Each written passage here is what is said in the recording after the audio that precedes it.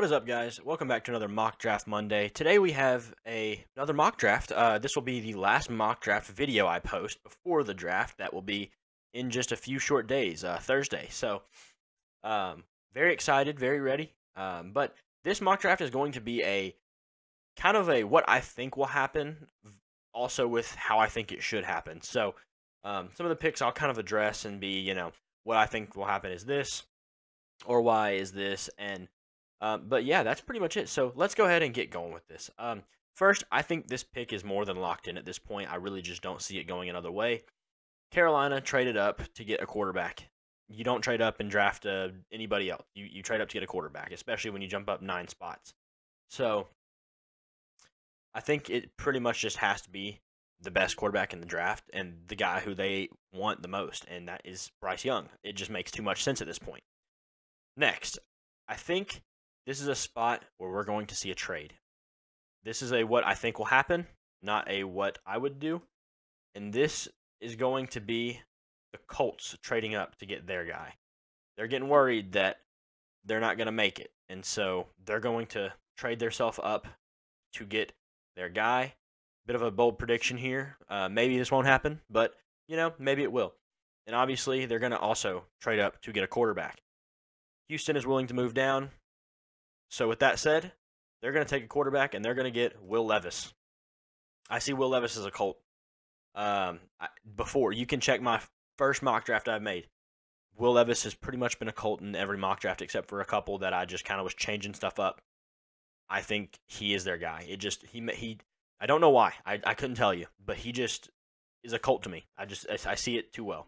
Maybe I'm wrong. Maybe they take C.J. Stroud. Maybe they take Peter Skoronski. I don't know, but right now I just see that going. Next, the Arizona Cardinals could be a potential trade down spot, but I think quarterbacks are going to slide here for a little bit. And I think the next player off the board is going to be maybe the best player in this draft class, and that's Will Anderson. I think they're excited about Will Anderson. They are pretty much expecting to land him. Could the Texans take him? And at 2, maybe they will. Maybe they don't care enough about trading back. Maybe they just want Will Anderson, and I wouldn't blame them for that at all.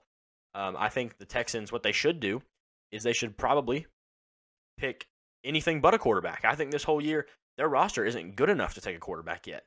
If you want to take a quarterback, go ahead, and then the rest of your team's going to suck. It really just is. They've improved their roster this year, they have, but that doesn't mean much when you were by far the worst roster last year, and now you're just making it to be a decent roster. So they still probably have maybe the worst roster in the league. Maybe they're second or third worst, but either way, they're pretty bad. And now they're at 4. Do they trade down again? Maybe, but I just don't think that's worth it. And I think this is going to be a different scenario where Jalen Carter is too good of a player to pass up. Obviously, it's Will Anderson or Jalen Carter at 2 or at 4. Whoever's there. One of them should be there, whether it's Jalen Carter or Will Anderson. One of them should. So that's what we're going to go with there. Then Seattle at pick number 5. They're probably intrigued that C.J. Stroud's still here. Some teams are probably calling about C.J. Stroud now. And I think this is another place where there could be a trade. I'm not going to do that. I'm going to stick and pick because I think the fact that they have pick 20 as well is going to just make them want to just get a couple things that they can maybe get ready to really win now. I don't know if they are ready to win now. They might try to, though. So with that said, I'm going to have them taking, where is he at? Missed him. Devin Witherspoon. Get a corner next to Tariq Woolen.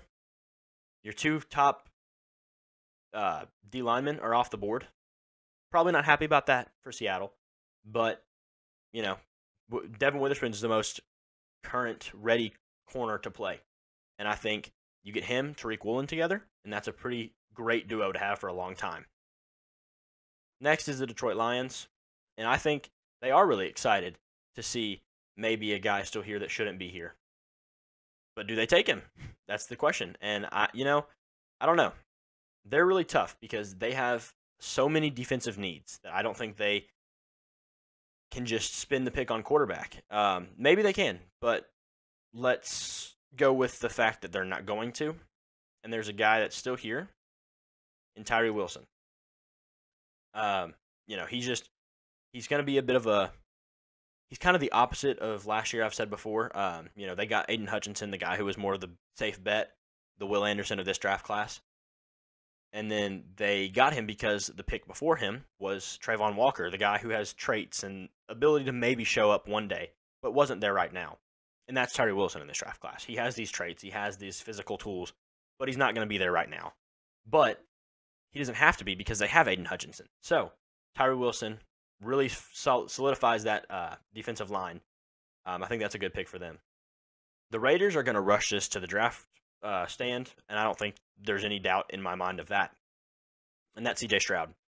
If he falls this far, I think they will be up there faster than you can count. They won't even put them up on the screen to say the pick is in or anything. It'll be announced before anything. That's a joke, obviously. Ad time. The Atlanta Falcons. They just traded for Jeff Okudah. They have A.J. Terrell, who's been one of the best corners in the league the last few years.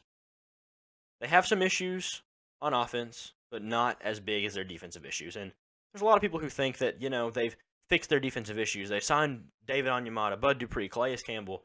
And I'm not sure about that. I think they still have a lot of issues defensively. And that's because those guys are all 30 years old and whatnot. There's more than just that, but you can't just expect to sign all these veterans who may fall off the face of the earth tomorrow and be the best team on the board. So, who do they take here? I don't know. They signed Jesse Bates. Do they need that? I don't think so. I think you maybe kind of take a preventative pick and keep a position deep that you're going to really end up needing. And I think that's going to be Myles Murphy. He's going to be your edge rusher. He's going to be a solid player coming in. Maybe this is a little early, but I think this is just where he's going to end up falling because of the fact that no one else is on the board, and I don't feel like Nolan Smith is going to fit their system as well. The Chicago Bears.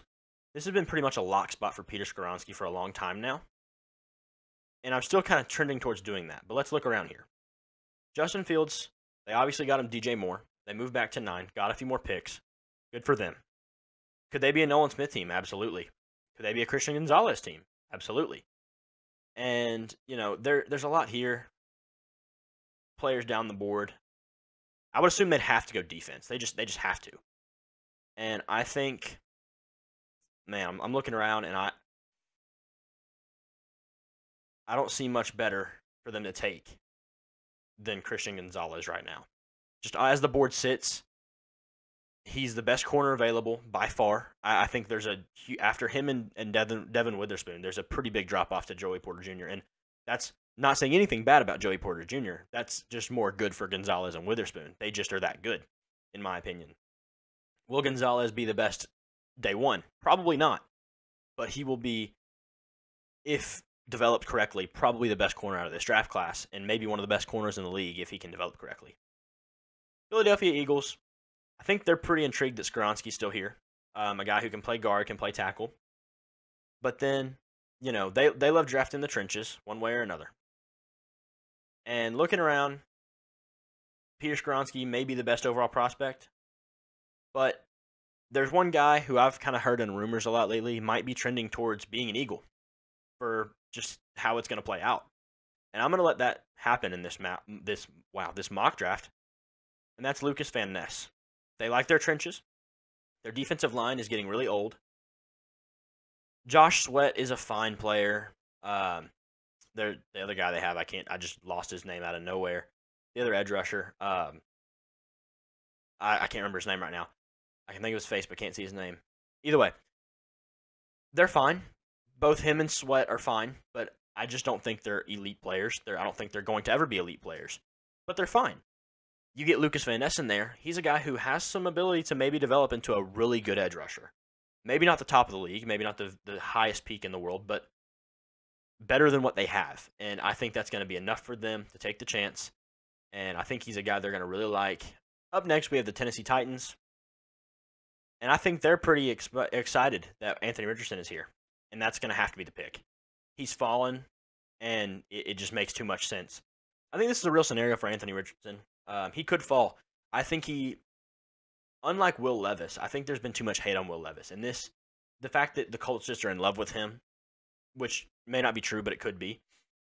That pushes him up, maybe higher than he should be, but it's not really Anthony Richardson's fault he's fallen this far. But he is pretty raw. He just is. Um, if you think Will Levis is raw, honestly, there's probably more to work on with Anthony Richardson as a passer than there is Will Levis by a decent margin. Um, Levis might not have the exact mobility that he does, but it's not like he can't move. He's still decent at running. So I'll give that. It's a potential scenario, and I think maybe Richardson got too high up there and has to come down a little bit. But either way, moving on. Not Tennessee Titans. The Houston Texans. They got Jalen Carter earlier, fixed the interior of their D-line a bit. Now they're looking to kind of just help out for the future. And, could that be a receiver? Definitely. Would they have been taking Anthony Richardson if he was here? That's for sure a possibility. However, I think they are going to be looking at this and seeing that there are a few players on the board that are still a step above the rest. And I think the fact that JSN's still here, I'm not the biggest fan of him personally, but I can see him being a very successful player. I don't think he's going to be a wide receiver 1, but I think he'll be the type of receiver that just excels at what he does, but nothing more. He's going to be a slot guy. That he'll probably be very good at that, and it'll help them in the future. Now you have a receiving core of Robert Woods, JSN, and John Mechie, assuming he does come back this season. And I think that's just a pretty good spot for him to go. The next pick is going to be very quick and easy for me. The Jets, I think they're beyond elated that Peter Skoronski's still here. So they're going to take him quick as well. The Patriots. There's been some Bijan buzz. That could be something there. But they need tackle. They need edge. Could they go crazy and draft a corner, which isn't that crazy? Yes. I think that's definitely a possibility. And the fact that Joey Porter Jr. is here does intrigue me a little bit. I'm intrigued to take Joey Porter Jr. right now. They also have 2 tackles on the board. And maybe they feel like they can get a tackle later, because Darnell Wright, Anton Harrison, and DeJuan Jones are all going to be available in a little bit. So I think I'm going to go with Joey Porter Jr. They don't really have a good lockdown press corner, and I think Joey Porter Jr. can be just that. He is a bit grabby, needs to develop that quite a bit, but I think once he does that, he might be a very good player in the NFL. So I'll give him that much. Patriots take Joey Porter Jr. The Green Bay Packers. This one is it's so hard to see right now because if they trade Aaron Rodgers, they're going to have so many different needs. Dalton Kincaid's a possibility, and he might be the front runner right now. Bijan Robinson could be a possibility because they might be losing Aaron Jones soon. But they do have A.J. Dillon, so we'll kind of skip on that for now. Could they use the tackle? Maybe. But they might wait on that one as well, as they might just kind of look to help Jordan Love really improve himself. And, I think that's what they're going to do. And I've taken a tight end for them a lot, so I'm going to skip over that. And I'm going to go with them getting Jordan Addison. I feel like he is falling a lot, also unreasonably. I think he is a very good receiver. I think he might be the most successful receiver out of this class, in my opinion. I think he's a really good receiver. I think he has been heavily underrated this draft season, and I think he might be a guy who rises up. I think he fits well with Christian Watson and Romeo Doubs into a receiving core. So I like that pick with Jordan Addison. Moving on, we have the Washington Commanders. And this one is going to be a really tough one. I don't know what you might think they need, because I don't even know what they need. Brian Branch is definitely an option. They love their defensive linemen, so who knows what they could take there. Their tackles, they've really gotten those solidified. Our tackles are really following this draft. Could they take a tight end? And I think that's an absolutely. Logan Thomas has been their guy, and he's fine when he plays, absolutely fine, but he just can't stay healthy. Nothing about him can stay healthy. So I think we're going to go that route, and I think we're going to take Dalton Kincaid to the Commanders. Pittsburgh Steelers. This one I've done multiple times. They need a tackle. I think that is their biggest need. And as a Steelers fan, I just think that it's beyond their biggest need. And, there's multiple tackles here. Only one's been taken so far. That's just kind of how this has played out.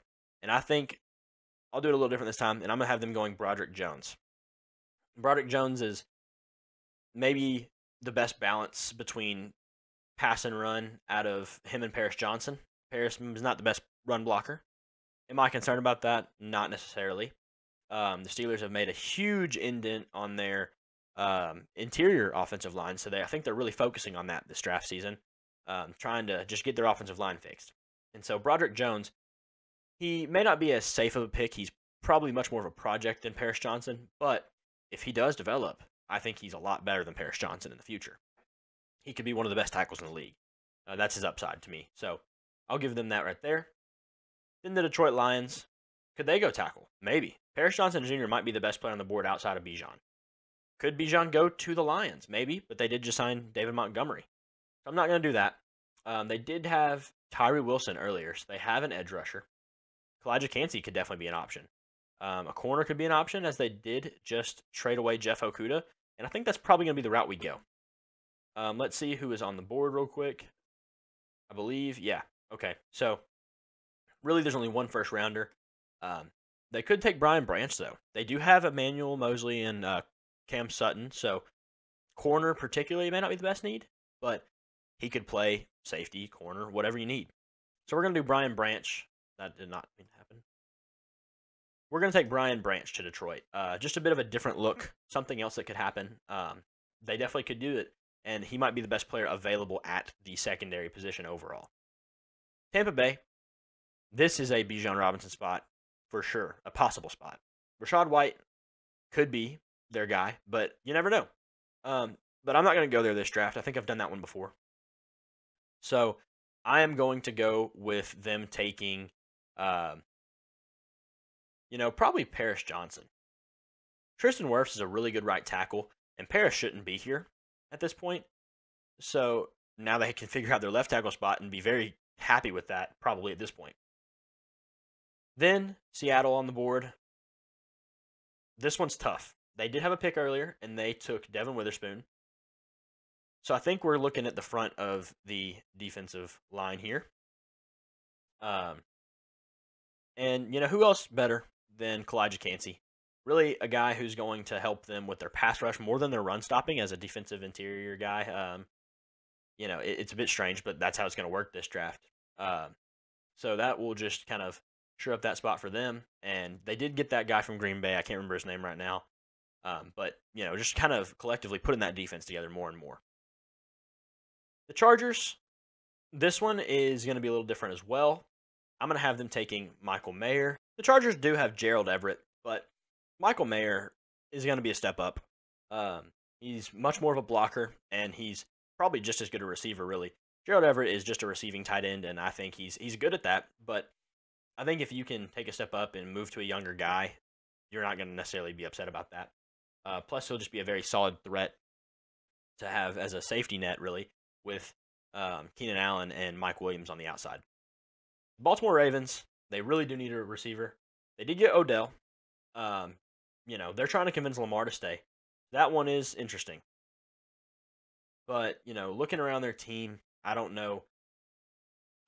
They do need a corner. And I think there is obviously one corner here who hasn't been taken yet. And he's probably a little farther than he should. And you can keep him in Maryland. Deonte Banks goes to Baltimore. It just is a fit. They need the position. Marcus Peters isn't back. They have a hole there. So I think that's a good fit for them in there as well. The Minnesota Vikings, they just need defense. It doesn't matter what it is.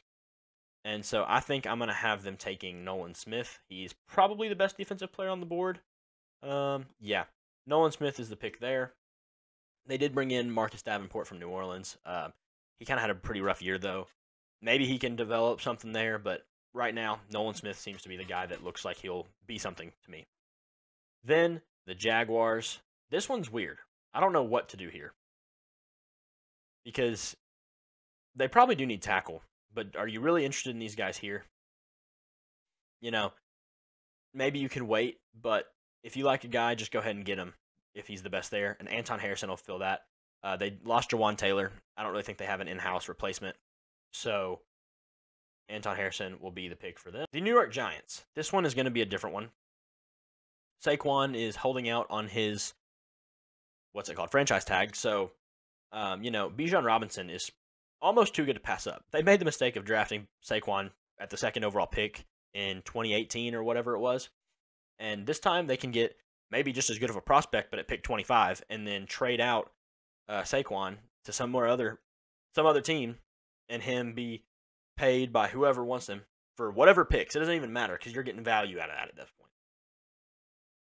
The Cowboys, this one is really tough as well. They brought in Brandon Cooks. Their receiver room is pretty solid. I don't think they need a running back. These aren't ever necessarily right. Could they use a corner? Sure. But at the same time, is there a guy here that really is a first-round material? I don't think so. Zay Flowers could bring a different approach to this team. Brian Bressee's there. He's probably the best fit to me at this point, and that's who we're going to go with. The Buffalo Bills, I think they're in dire need of a corner. They can't stay healthy at that position. Anything in the secondary, they just can't stay healthy with. So we're going to go ahead and probably reach a little bit, but I don't believe there's anybody else on the board that is even close to as good as he is.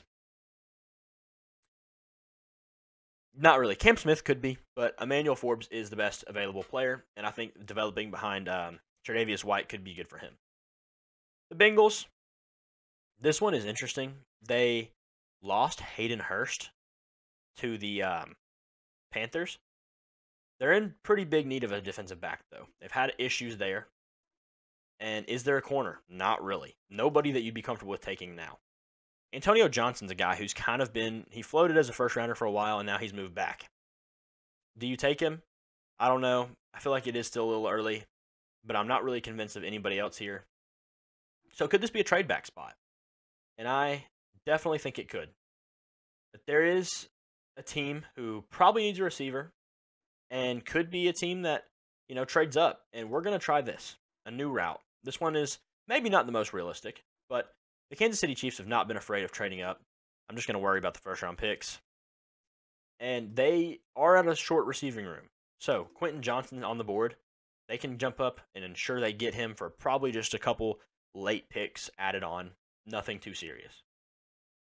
The New Orleans Saints have a pretty big need on their interior D-line. I'm not a big fan of Darnell Wright. He's slowly fading off of my draft board as I continue to watch him for the first round at least. I wouldn't mind him in the second round at all. But the Saints, their interior is their problem. They need to get rid of Andrus Peat. But could they also use receiver? They definitely have an okay room, but it's not great. But they also need a running back, potentially, because Alvin Kamara may not see the field this entire year if his issues off-field-wise come back to haunt him. So I think we're going to go with Jahmyr Gibbs. I think he is definitely a first-round talent. The running back position is obviously undervalued, so that's a problem, but I think Jahmyr Gibbs is good enough for them to take him. Plus, he plays similar to Alvin Kamara, and he'll fit right into their offense. The Eagles have already had a pick today. They had Lucas Van Ness, so they addressed the front side, and I think they're pretty happy that they have a couple options for the right tackle spot, still available. I think that Darnell Wright is probably the more fittable option. DeJuan Jones is, he's kind of a one-trick pony, does his thing, and he's good at it, but he can come into issues, especially he might be a guy who has, issues staying healthy with how big he is. So I'm going to have them taking Darnell Wright. I just feel like it's a good fit for them as well. And the Bengals, they move back, and the best interior defensive lineman is still available in this draft. They take O'Cyrus Torrence. I think that's better. He's better upgrade than either of their guards right now, really. Maybe they did fix a little bit of it last year, but I think if you have O'Cyrus Torrence, you like your offensive line a whole lot better. They have also some trade room with their influx of tackles with Lyle Collins and Jonah Williams and now Orlando Brown. So they have pieces to move. They can adjust things on the offensive line and keep Joe Burrow healthy. That's the big issue there. And for the final pick, I'm going to do the Steelers pick just because I can, and this is my channel and my video. And, I just really like this pick as a Steelers fan. I think it's much needed. I just think this is just such a good fit in Pittsburgh. He can move around so much and do so many different things. And that's going to be Drew Sanders. So I won't need to say much more about that. I think I've done this before on the channel. Either way, that is going to be our draft. Bryce Young, Will Levis at 2. That's a big one. Will Anderson, Jalen Carter go 3 and 4. The rest of it here, I think this is a pretty solid draft. Maybe some things will happen, maybe they won't. You know, you never know. But as I've said before, the draft is the most unpredictable thing in the world, nearly.